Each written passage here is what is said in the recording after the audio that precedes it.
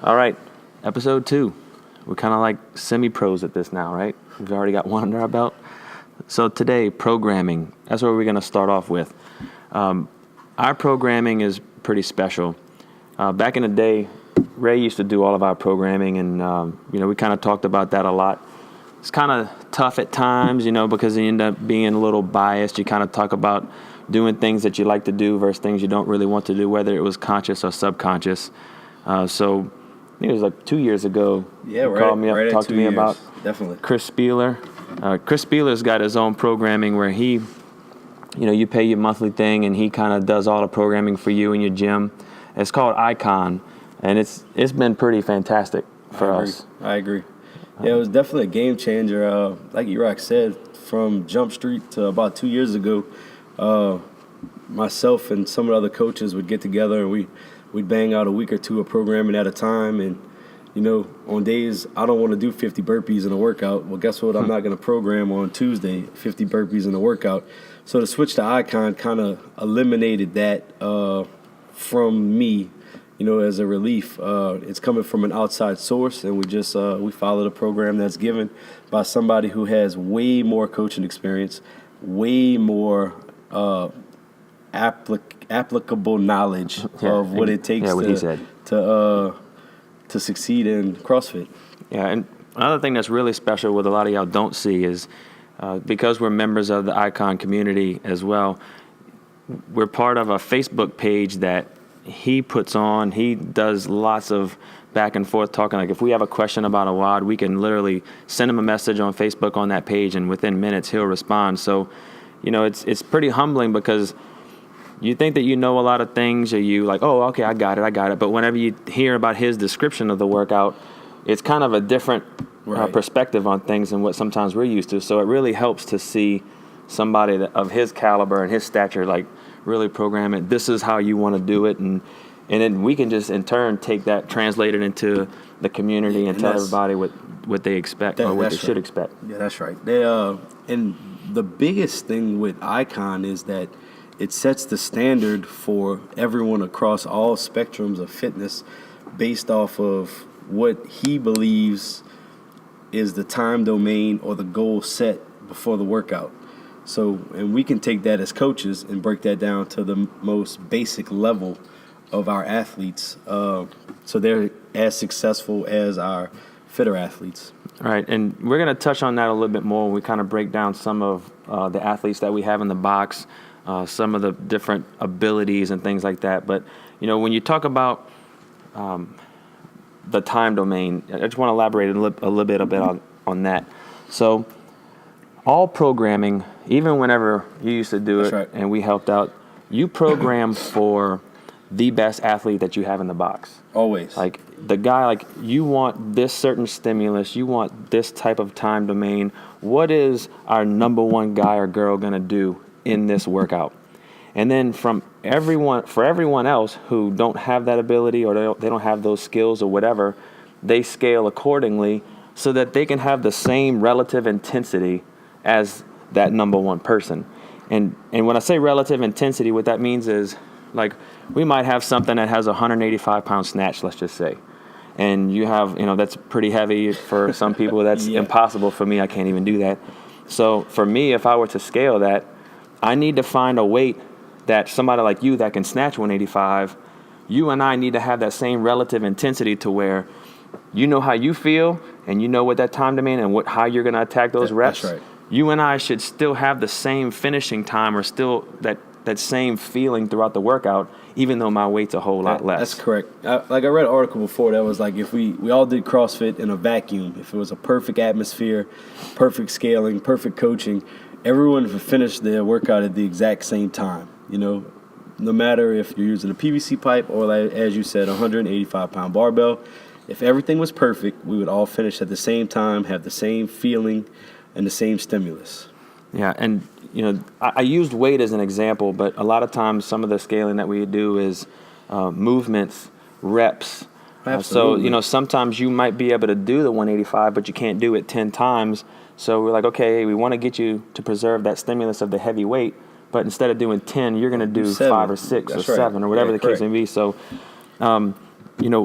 we as coaches really try hard sometimes to talk to our athletes and say, hey, this is what you should do. But the problem is, we don't see you all the time. Like I coach a lot of the morning classes. You coach a lot of the evening classes. So some athletes, I don't really know their ability, what they're capable of. So, if you're not sure what to do, come talk to one of us. Talk to one of the coaches. Right. It's very important. That way we can kind of talk it out. We could tell you how to scale it or what weights to use or whatever. But when you see the workout on Wodify and you see a time goal, then ask some questions or try to figure out, say, hey, I can't do that or I can do this, and let's just talk about it. That way we can preserve that stimulus and keep that intensity. Correct. So as we're talking about that intensity, let's talk about the flip side of that. And what I mean by flip side is, there's always guys and girls. Everybody's all both equal. They're like, 185 snatch, muscle ups, I could do all that. So they want to do the workout RX because that RX is, they got a lot of people want to click that button. Yeah. So what happens is I try to explain to them before going in, or just like we explain to the coaches, how to explain is that. So we'll take one of our better athletes, say Eddie or Josh. One of them, we got snatches and bar muscle-ups. Well, if I'm doing snatches and bar muscle-ups with those guys, 3, 2, 1, go, and they finish the workout in 7 minutes, and I finish in 14 because I'm not that great at bar muscle-ups, did we do the same amount of work? And the answer is no, because the output that they're doing in that amount of time is far greater than my 14-minute slow sloth output. So we did the same amount of work in the sense of same rep scheme, same weight was moved, but the intensity output, they were way, way higher than I would be. So it's pretty important that the athletes understand, that's going back to checking your ego at the door and understanding that we're looking for a specific energy system in the workout, not just, can you get this work done? Yeah. And, sometimes I'll tell them, too, is we don't really have that problem a whole lot because most of the people, they understand because we've been talking about time goals for a long time. But for some people, I'll tell them, look, you've been working really hard the last couple of weeks. I understand you can do all the movements, but it's going to take you forever. Sometimes I just say, just go for it. Just see what you can do. Forget about the time goal. Just go and do it because you've never really done that together. Or, man, my muscle ups have been great, but I suck at the snatch. I just want to see what that's going to be like. Like, once a week, once every once in a while, man, just go for it. Just go straight ham. Just do it. Put the pedal to the metal and go. So, there's also that approach to it too. But with all that being said, before we get into some more details about some other things, I kind of wanted to talk about rest days as well. One of the things about this programming is that it's pretty challenging. And we got a lot of people that want to come 5, 6, 7 times a week, do multiple workouts in a day. And, I was guilty of that for a while as well. I was trying to be the best I could be, and all I was really doing, honestly, was kind of hurting myself because I would, go 2 and 3 workouts a day for Monday, Tuesday, and Wednesday. Thursday should have been a rest day according to Spieler, and I was like, no, man, I got to get something in. And I'm no spring chicken anymore. I got aches and pains and stuff everywhere. And so I would just go in on Thursday and try to do something else. I'd be dead on Friday, and my workouts were really suffering. Right. And it even got to the point where I was kind of like, man, why am I doing all this? Like, I look at the workout, and I'm like, oh, this sucks. I don't feel like doing that today. Your body. Yeah, and I wasn't taking enough rest days. So Ray and I kind of talked about a lot of stuff, and I was like, man, this is just not for me anymore. I can't compete with these young bucks that we got in the box today. So I backed way off. I started doing 1, maybe 2 workouts in a day, taking my Thursdays off, or going a little bit lighter or scaling on purpose so that I could try to get a good stimulus and keep the intensity. And, man, when that happened, it was like a light bulb went off. I started PRing some of my lifts. That's right. I PR'd my mile time. I started feeling better. I was excited. I was almost like I just had this brand new love of CrossFit. Right. So I'm a huge proponent of listening to your body. Yeah, and that's a great thing. So as far as me, I have no ambition to be an elite competitor. So definitely, my rest days vary from Wednesday to Thursday. If Monday and Tuesday were pretty intense and I wake up and I'm feeling not as hot as I should be, I may scale down Wednesday, or even make Wednesday an active recovery day and move Wednesday's programming to Thursday. Because one thing about our box that we do is we focus our week. We try to stay towards the traditional 3 on 1 off programming style that CrossFit, that's how they teach it. So Thursday for us is a makeup day for those that couldn't make it in for Monday, Tuesday, Wednesday, or it's an active recovery day. Come get some round wide, or even if you want to do some conventional lifting, bench press, curls, things of that nature. You see a lot of that around here on Thursdays, and as of lately, we've been adding some of the aerobic capacity work on Thursdays, which it could be pretty intense, but for the most part, we're not the greatest endurance athletes in here, so it ends up being just a good recovery workout. Yeah, and then just to kind of elaborate on all that stuff, what I wanted to talk about was, I'm just going to use 3 examples of different athletes that we have at the box, or that you might come across in your box or whatever.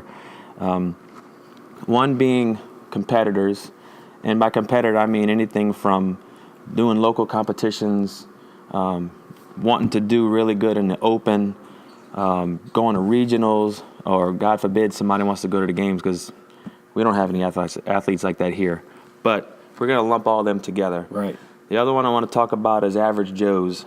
Kind of like, guys that come in here, they may be just starting out, or they don't really have any ambition to compete, but they want to be better at CrossFit. Right. Or like the kind of joke we say sometimes, or just want to look better naked, right? Yeah. And then, of course, the third one is people who really just don't care. They just want to come in here. They want to get a good sweat in. This is their hour away from reality. Maybe they had a bad day at work, or they just want to, get away from things, and they just want to come in and do the box, come and do CrossFit WOD.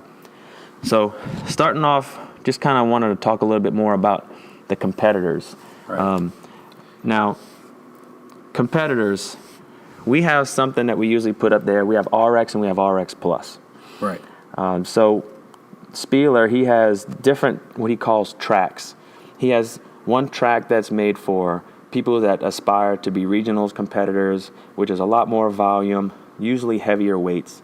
Then he has another track that we kind of follow, which is called dynamic, and that's kind of more towards people that want to be good at CrossFit and everything else.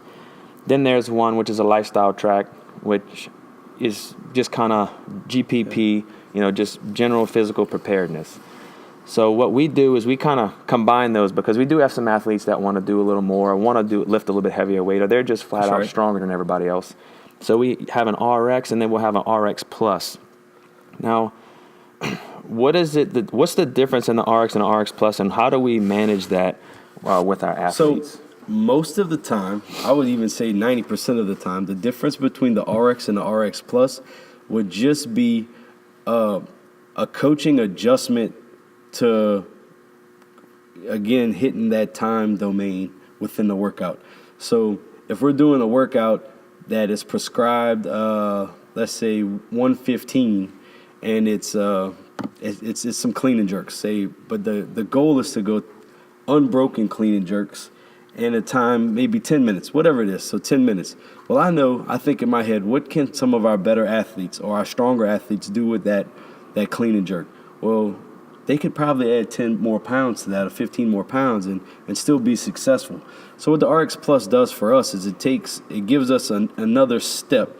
We program RX for the masses, and it kind of gives us that ability to say, you know what, if you want to go for it today, go for it. And we add a little curve to it, so it might be, instead of pull-ups today, it may be bar muscle-ups or chest-to-bar pull-ups.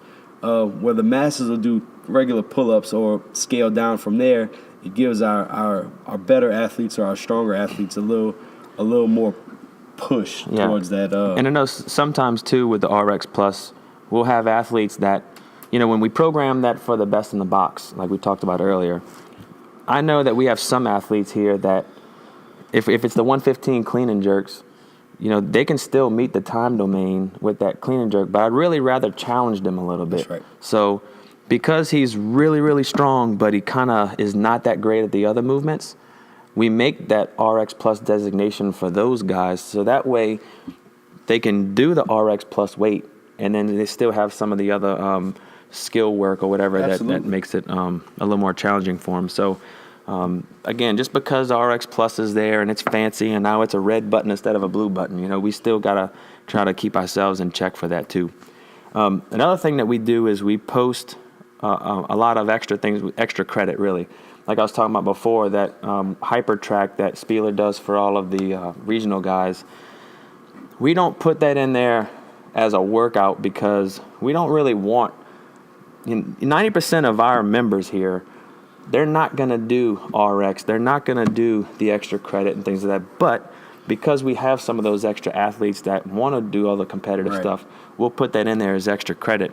And a lot of that extra credit is core work and maybe a second WOD or maybe even a second and a third WOD, odd object things. And sometimes it's really fun. And I don't do them all the time because, like I said, I just can't handle that kind of volume anymore. But a lot of times they're really fun. But we do put them in there to give a lot of people that extra. And the big thing with extra credit is, I try to tell people don't save anything during your normal workout because you're looking at the extra credit. Like, definitely, expel all your energy into the normal workout, and whatever you have left, you focus on the extra credit.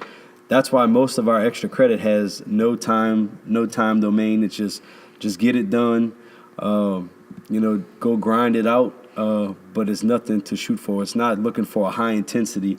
It's just looking for some extra skill work or some extra work. And some of that stuff is absolutely terrible.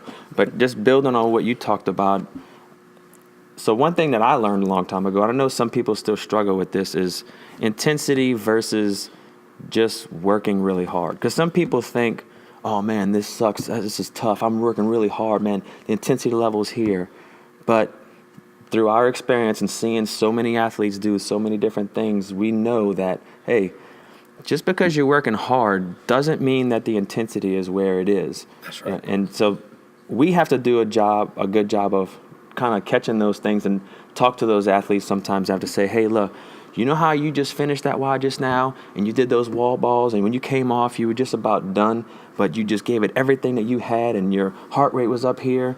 Like, that's intensity, not just, working hard and saying, ooh, boy, this is a good workout. So, there is a bit of a difference, and it's so individualized. It's hard to just say this is how it has to be done, because there's so many different abilities and fitness levels throughout. Well, and that all comes down to, like you said, what is the goal of the athlete, whatever. It takes a special person to go for those unbroken wall balls or for that tap and go clean and jerk, or if we got 25 push-ups on the last round, to try to grind out as many as they can unbroken. And some people just don't have the urge to feel that, We know that feeling of, we call it Fran lung, or where the first thing, all you're thinking in your brain is after the workout is, I can't wait to lay on the ground. Mm-hmm. To get to that's what moves the needle, for us. That's when we know we're increasing our fitness. Some people only experience that, every now and then, once in a blue moon. And we have some guys and girls that come in here and every single day they dump the tank, and they're just absolutely spent. And that's that intensity. If me and you go after Fran, 3, 2, 1, go, and you bang out a 3-minute Fran and I bang out a 9-minute Fran, and I can't figure out why you're hurting so bad, that's the intensity level. You did way more work in a smaller period of time than I did. Yeah, and that really kind of differs depending on what type of time domain it might be. Intensity at Fran in 3 minutes is probably going to hurt worse than having pretty good intensity for a workout that might be 20 to 25 minutes. It's just a different stimulus. And kind of talking about that too is pacing is one of the things that I find that a lot of people struggle with, especially some of the newer athletes. When you talk to them about intensity and how to do the workout, they don't understand their body's full ability just yet. So they don't know how to, what we see a lot of times is pedal to the metal and then a 5-minute break, and pedal to the metal and a 5-minute break, where we try to talk to them about pace and understanding to where they can maybe spread some of that energy out a little bit to where they can work around that buffer zone where you got the red line point of no return versus this is where I'm working really hard. As long as they can kind of stay in there and what they'll do is just kind of keep pushing that buffer higher and higher. The feeling's never going to change. No. It's always going to suck as long as you keep that intensity up. But your capacity or your ability to do work and your strength numbers are going to go up. All that's going to elevate, and that's really what we're shooting for. And again, talking about the competitive aspect,